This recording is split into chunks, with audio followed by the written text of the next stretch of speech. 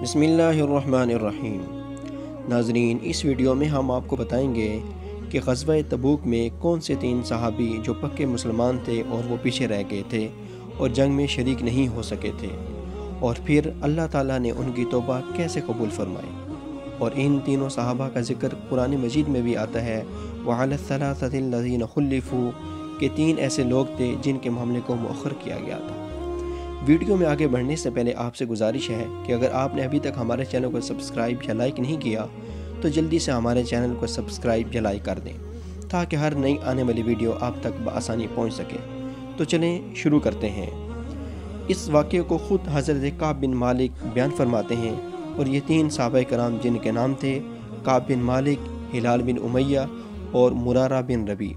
حضرت کعب بن مالک خود اس واقعے کو اس طرح بیان فرماتے ہیں کہ میں غزوہ تبوک کے علاوہ اور کسی غزوہ میں حضور صلی اللہ علیہ وسلم کے ساتھ جانے سے پیچھے نہیں رہا تھا۔ ہاں، غزوہ بدر میں بھی پیچھے رہ گیا تھا، لیکن اس غزوہ سے پیچھے رہ جانے کی وجہ سے اللہ تعالیٰ نے کسی پر عتاب نازل نہیں فرمایا تھا، کیونکہ غزوہ بدر میں نفیر عام نہیں تھا اور غزوہ تبوک میں نفیر عام تھا، یعنی کسی بھی مسلمان جو معذور نہ ہو اس کے لیے پیچھے رہ جانا جائز نہیں تھا۔ حضرت کعب آگے بیان فرماتے ہیں کہ تبوک سے پہلے کسی لڑائی میں اتنا زیادہ قوی اور ماردار نہیں تھا جتنا کہ تبوک سے پیچھے رہ جانے کا وقت تھا۔ اللہ کی قسم، اس سے پہلے کبھی بھی میرے پاس 2 اونٹنیاں ہونے کی نوبت نہیں آئی، اور اس غزوہ میں میرے پاس 2 اونٹنیاں تھیں، اور حضور اکرم صلی اللہ علیہ وسلم کی عادت شریفہ یہ تھی کہ جس طرف کی لڑائی کا ارادہ ہوتا تھا اس کا اظہار نہ فرماتے، بلکہ ہمیشہ دوسری طرف کے حالات وغیرہ معلوم کرتے تاکہ لوگ یہ سمجھیں کہ دوسری طرف جانا چاہتے ہیں۔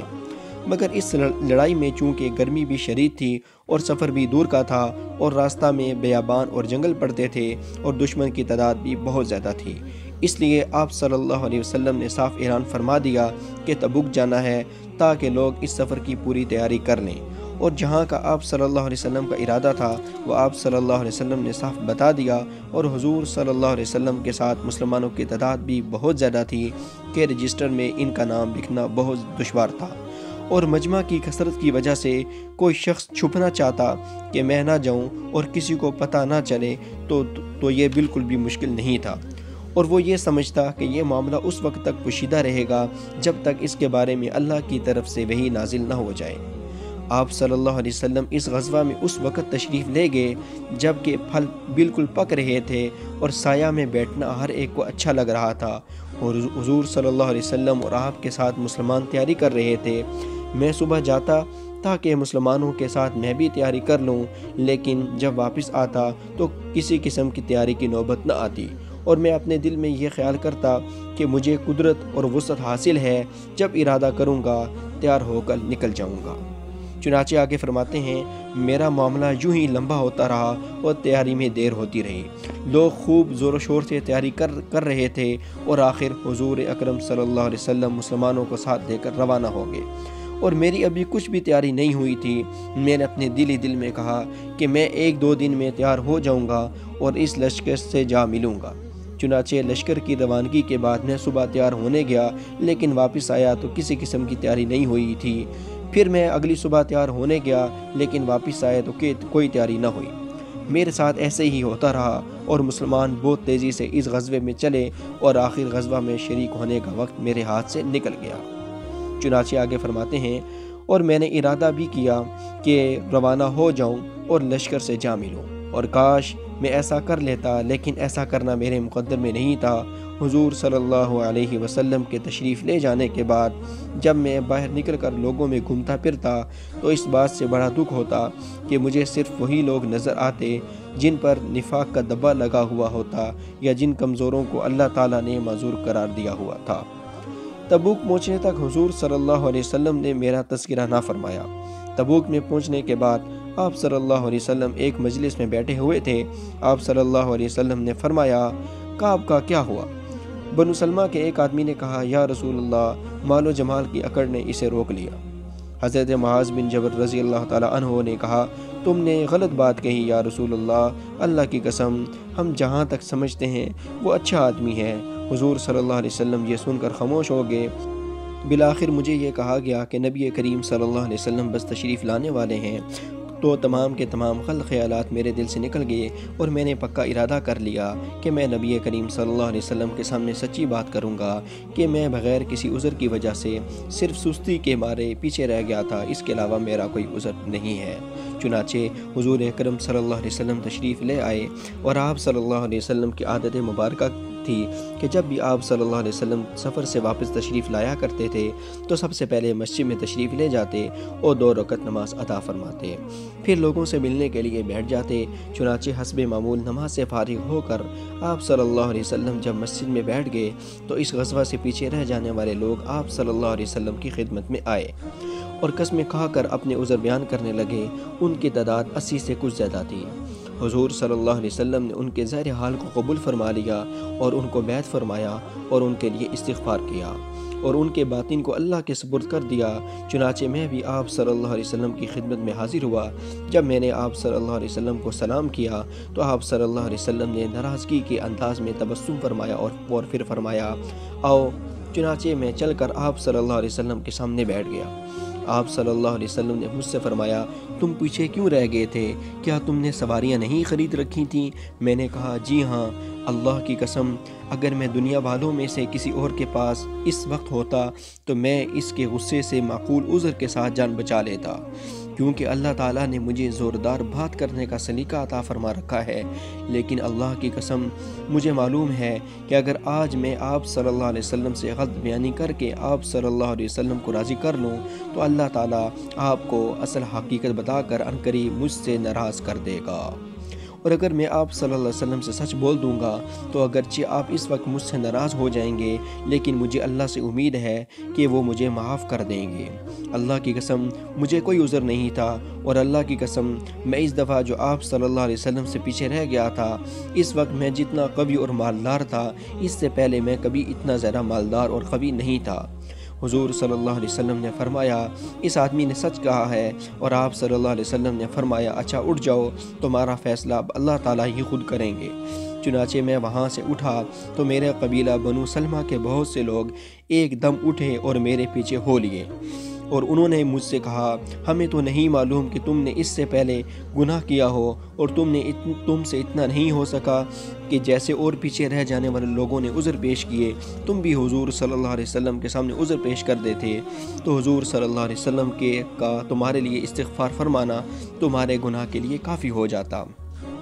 اللہ کی قسم وہ لوگ مجھے ملامت کرتے رہے یہاں تک کہ میرا ارادہ ہو گیا کہ میں حضور صلی اللہ علیہ وسلم کی خدمت میں واپس جا کر اپنی پہلی بات کی تکذیب کر دوں، لیکن میں نے ان سے پوچھا، کیا ایسا معاملہ میرے علاوہ کسی اور کے ساتھ بھی پیش آیا ہے؟ تو انہوں نے کہا، جی ہاں، 2 اور آدمیوں کے ساتھ بھی ایسا ہی معاملہ پیش آیا ہے، انہوں نے بھی وہی بات کہی ہے جو تم نے کہی ہے، اور ان سے بھی وہی کہا گیا ہے جو تم سے کہا گیا ہے۔ میں نے پوچھا، ان 2 بندوں کے نام کیا ہیں؟ تو انہوں نے کہا، ایک مرارہ بن ربی ہیں اور دوسرے ہلال بن امیہ ہیں۔ چنانچہ انہوں نے میرے سامنے ایسے 2 نیک آدمیوں کے نام لیا جو غزوہ بدر میں بھی شریک ہوئے تھے، وہ دونوں میرے شریک حال ہیں۔ جب ان لوگوں نے ان دونوں کا میرے سامنے نام لیا تو میں وہاں سے چلا گیا۔ حضور صلی اللہ علیہ وسلم نے ساتھ نہ جانے والوں میں سے ہم تینوں سے بات کرنے سے مسلمانوں کو روک دیا، چنانچہ لوگوں نے ہم سے بولنا چھوڑ دیا اور سارے لوگ ہمارے لیے بدل گئے، یہاں تک کہ مجھے زمین بدلی ہوئی نظر آنے لگی کہ یہ وہ زمین نہیں ہے جسے میں پہلے سے پہچانتا ہوں۔ ہم نے 50 دن اسی حال میں گزارے۔ میرے 2 ساتھی تو عاجز بن کر گھر میں بیٹھ گئے اور وہ روتے رہتے تھے۔ میں ان سب میں جوان اور زیادہ طاقتور تھا، اس لیے میں باہر آتا تھا اور مسلمانوں کے ساتھ نماز میں شریک ہوتا تھا اور بازاروں میں چلتا پھرتا رہتا تھا اور کوئی مجھ سے بات نہیں کرتا تھا۔ میں حضور صلی اللہ علیہ وسلم کی خدمت میں آ کر آپ کو سلام کرتا۔ آپ نماز کے بعد اپنی جگہ بیٹھے ہوئے ہوتے تھے اور میں دل میں کہتا تھا کہ میرے سلام کے جواب میں حضور صلی اللہ علیہ وسلم کے ہونٹ ہلے ہیں یا نہیں۔ پھر میں آپ صلی اللہ علیہ وسلم کے قریب ہی نماز پڑھنے لگ جاتا اور نظر چرا کر آپ صلی اللہ علیہ وسلم کو دیکھتا رہتا کہ آپ بھی مجھے دیکھتے ہیں یا نہیں۔ جب میں نماز میں مشغول ہو جاتا تو آپ صلی اللہ علیہ وسلم مجھے دیکھنے لگ جاتے، اور جب میں آپ صلی اللہ علیہ وسلم کی طرف متوجہ ہوتا تو دوسری طرف منہ پھیر لیتے۔ جب لوگوں کو اس طرح اعراض کرتے ہوئے بہت عرصہ گزر گیا تو تنگ آ کر ایک دن میں حضرت ابو قتادہ کے پاس چلا گیا اور حضرت ابو قتادہ کے باغ کی دیوار پر چڑھ گیا۔ وہ میرے چچا زاد بھائی تھے اور مجھے ان سے بہت زیادہ محبت تھی۔ میں نے ان کو سلام کیا۔ اللہ کی قسم انہوں نے میرے سلام کا جواب نہ دیا۔ میں نے کہا، اے ابو قتادہ، میں تمہیں اللہ کا واسطہ دے کر پوچھتا ہوں، کیا تمہیں معلوم ہے کہ میں اللہ اور اس کے رسول سے محبت کرتا ہوں؟ وہ خاموش رہے۔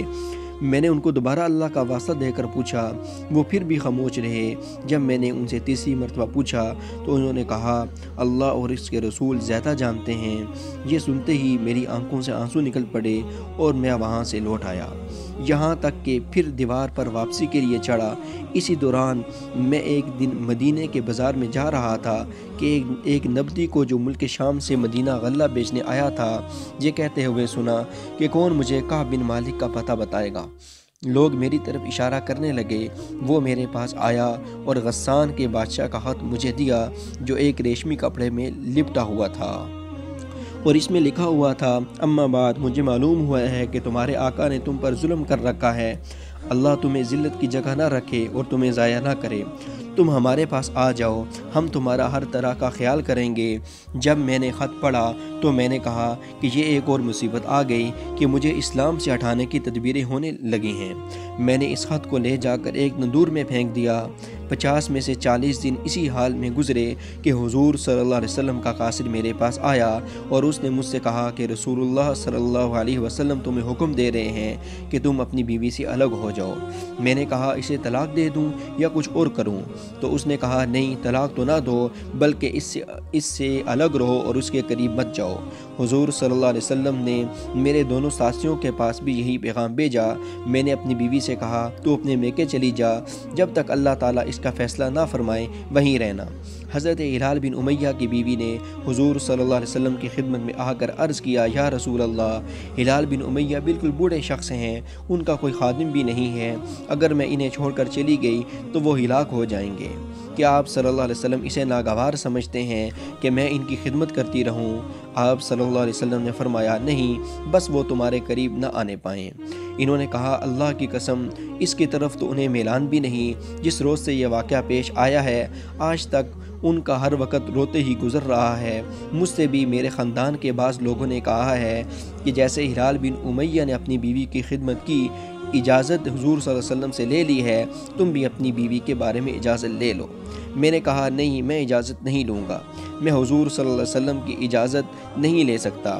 کیا بتا میں اس کی اجازت دوں تو حضور صلی اللہ علیہ وسلم کیا فرما دیں میں، اور میں جوان آدمی ہوں، میں اپنے کام خود کر سکتا ہوں۔ اس حال میں 10 دن اور گزارے، ہم سے بات چیت کو چھٹے ہوئے پورے 50 دن ہو چکے تھے۔ 50ویں دن کی صبح کی نماز پڑھ کر میں اپنے ایک گھر کی چھت پر بیٹھا ہوا تھا اور وہ میرا حال تھا جس کا ذکر اللہ نے فرمایا ہے کہ زندگی دو بر ہو رہی تھی اور کشادگی کے باوجود مجھ پر زمین تنگ ہو چکی تھی کہ اتنے میں میں نے ایک پکارنے والے کی آواز کو سنا جو سلا پہاڑی پر چڑھ کر اونچی آواز سے کہہ رہا تھا، اے کعب، تمہیں خوشخبری ہو۔ میں ایک دم سجدے میں گر گیا اور سمجھ گیا کہ کشادگی آ گئی ہے۔ حضور صلی اللہ علیہ وسلم نے فجر کی نماز پڑھ کر لوگوں میں ہماری توبہ کے قبول ہونے کا اعلان فرما دیا۔ لوگ ہمیں خوشخبری دینے کے لیے چل پڑے اور بہت سے لوگوں نے میرے دونوں ساتھیوں کو جا کر خوشخبری دے دی۔ ایک آدمی گھوڑا دوڑاتا ہوا میرے پاس آیا۔ یہ حضرت زبیر بن عوام رضی اللہ تعالیٰ عنہ تھے۔ قبیلہ اسلم کے ایک آدمی نے تیزی سے دوڑ کر پہاڑی سے آواز دی اور آواز گھوڑے سے پہلے پہنچ گئی۔ یہ حضرت حمزہ بن عمر اسلمی تھے اور جس آدمی کی میں نے آواز سنی تھی جب وہ مجھے خوشخبری دینے آیا تو میں نے اسے اپنے دونوں کپڑے اتار کر خوشخبری دینے کی خوشی میں دے دیے، اور اللہ کی قسم اس وقت میرے پاس ان کے علاوہ اور کوئی کپڑے نہیں تھے۔ چنانچہ میں نے کسی سے 2 کپڑے مانگے اور انہیں پہن کر حضور صلی اللہ علیہ وسلم کی خدمت میں حاضری کے لیے چل پڑا۔ راستے میں لوگ مجھے فوج در فوج ملتے اور توبہ قبول ہونے کی مبارکباد دیتے اور کہتے کہ تمہیں مبارک ہو، اللہ نے تمہاری توبہ قبول فرما لی ہے۔ جب میں مسجد میں پہنچا تو حضور صلی اللہ علیہ وسلم وہاں بیٹھے ہوئے تھے اور آپ کے ارد گرد لوگ بیٹھے ہوئے تھے۔ مجھے دیکھ کر حضرت طلحہ بن عبید اللہ رضی اللہ تعالیٰ عنہ میری طرف لپ کے انہوں نے مجھ سے مصافحہ کیا اور مجھے مبارکباد دی۔ اللہ کی قسم مہاجرین میں سے ان کے علاوہ اور کوئی بھی میری طرف کھڑے ہو کر نہیں آیا اور حضرت طلحہ کا یہ انداز میں کبھی نہیں بھول سکتا۔ جب حضور صلی اللہ علیہ وسلم کو میں نے سلام کیا اور خوشی سے آپ صلی اللہ علیہ وسلم کا چہرہ چمک رہا تھا تو آپ صلی اللہ علیہ وسلم نے فرمایا، جب سے تم پیدا ہوئے ہو اس وقت سے لے کر اب تک جو سب سے بہترین دن تمہارے لیے آیا ہے، میں تمہیں اس کی خوشخبری دیتا ہوں۔ میں نے عرض کیا، یا رسول اللہ، یہ آپ کی طرف سے ہے یا اللہ کی طرف سے؟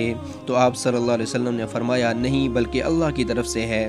جب حضور صلی اللہ علیہ وسلم خوش ہوتے تو آپ صلی اللہ علیہ وسلم کا چہرہ چمکنے لگ جاتا اور ایسا لگتا تھا گویا چاند کا ٹکڑا ہے، اور آپ صلی اللہ علیہ وسلم کے چہرے سے ہی ہمیں آپ صلی اللہ علیہ وسلم کی خوشی کا پتہ چل جاتا تھا۔ جب میں آپ صلی اللہ علیہ وسلم کے سامنے بیٹھ گیا تو میں نے عرض کیا، یا رسول اللہ، میری توبہ کی تکمیل یہ ہے کہ میری ساری جائیداد اللہ اور اس کے رسول کے نام پر صدقہ ہے، اس میں سے اپنے پاس کچھ نہیں رکھوں گا۔ آپ صلی اللہ علیہ وسلم نے فرمایا، نہیں، اپنے پاس بھی کچھ رکھ لو، یہ تمہارے لیے زیادہ بہتر ہے۔ میں نے کہا، میرا جو حصہ خیبر میں ہے میں وہ اپنے پاس رکھ لیتا ہوں۔ اور میں نے کہا، یا رسول اللہ، اللہ تعالیٰ نے مجھے سچ بولنے کی وجہ سے نجات دی ہے، لہٰذا میری توبہ کی تکمیل یہ ہے کہ میں عہد کرتا ہوں جب تک زندہ رہوں گا ہمیشہ سچ بولوں گا۔ آگے حضرت کعب بن مالک رضی اللہ تعالیٰ عنہ مزید بیان فرماتے ہیں کہ جب سے میں نے حضور صلی اللہ علیہ وسلم کے سامنے سچ بولا ہے، اس وقت سے لے کر اب تک میرے علم کے مطابق کوئی مسلمان ایسا نہیں ہے جس پر اللہ تعالیٰ نے ایسا بہترین انعام کیا ہو جیسا بہترین انعام مجھ پر کیا ہے۔ اور جب سے میں نے حضور صلی اللہ علیہ وسلم سے سچ بولنے کا عہد کیا ہے، اس دن سے لے کر آج تک میں نے کبھی جھوٹ بولنے کا ارادہ بھی نہیں کیا، اور مجھے امید ہے کہ آئندہ بھی اللہ تعالیٰ مجھے جھوٹ سے بچائیں گے۔ اور اللہ تعالیٰ اپنے رسول صلی اللہ علیہ وسلم پر اس موقع پر یہ آیتیں نازل فرمائی تھیں، لَقَدْ تَابَ اللَّهُ عَلَى النَّبِيِّ وَالْمُهَاجِرِينَ وَالْأَنصَارِ سے لے کر وَكُونُوا مَعَ الصَّادِقِينَ تک، جن کا ترجمہ یہ ہے، اللہ مہربان ہوا نبی صلی اللہ علیہ وسلم پر اور مہاجرین اور انصار پر سے لے کر اور رہو سچوں کے ساتھ تک۔ اللہ کی قسم، ہدایت اسلام کی نعمت کے بعد میرے نزدیک اللہ کی سب سے بڑی نعمت مجھے یہ نصیب ہوئی کہ میں نے حضور صلی اللہ علیہ وسلم کے سامنے سچ بولا اور جھوٹ نہیں بولا۔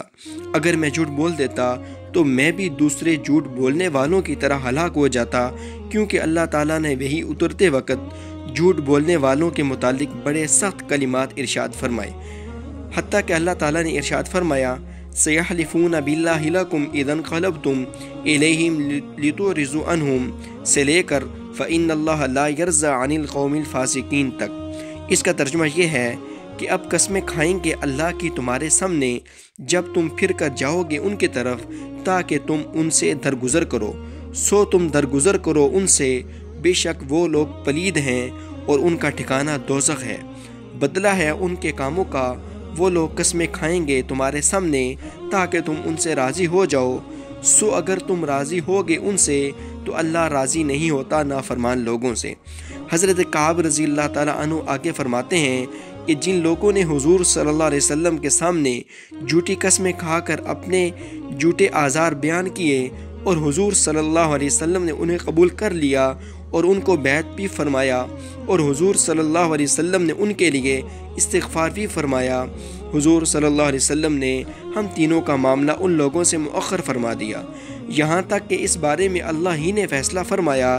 اس لیے اللہ تعالیٰ نے جو یہ فرمایا وَعَلَى الثَّلَاثَةِ الَّذِينَ خُلِّفُوا، اس سے مراد ہم تینوں کا غزوہ سے پیچھے رہ جانا نہیں ہے، بلکہ اس سے مراد یہ ہے کہ جن لوگوں نے حضور صلی اللہ علیہ وسلم کے سامنے قسمیں کھائیں اور آپ صلی اللہ علیہ وسلم کے سامنے جھوٹے عذر رکھے اور حضور صلی اللہ علیہ وسلم نے ان کو قبول فرما لیا، ان کا فیصلہ تو اسی وقت ہو گیا اور ہم تینوں کے معاملے کو حضور صلی اللہ علیہ وسلم نے مؤخر فرما دیا اور ہمارا فیصلہ بعد میں ہوا۔ تو دیکھا ناظرین کس طرح حضرت کعب بن مالک اور ان کے دونوں ساتھیوں نے نبی کریم صلی اللہ علیہ وسلم سے سچ بولا اور اللہ تعالیٰ نے ان کی توبہ قبول فرما لی، حتیٰ کہ قیامت تک اب ان کا نام لیا جاتا رہے گا وَعَلَى الثَّلَاثَةِ الَّذِينَ خُلِّفُوا، کہ تین وہ لوگ کہ جن کا معاملہ مؤخر کیا گیا تھا۔ مزید ایسے ویڈیو دیکھنے کے لیے ہمارے چینل کو لازمی سبسکرائب کریں۔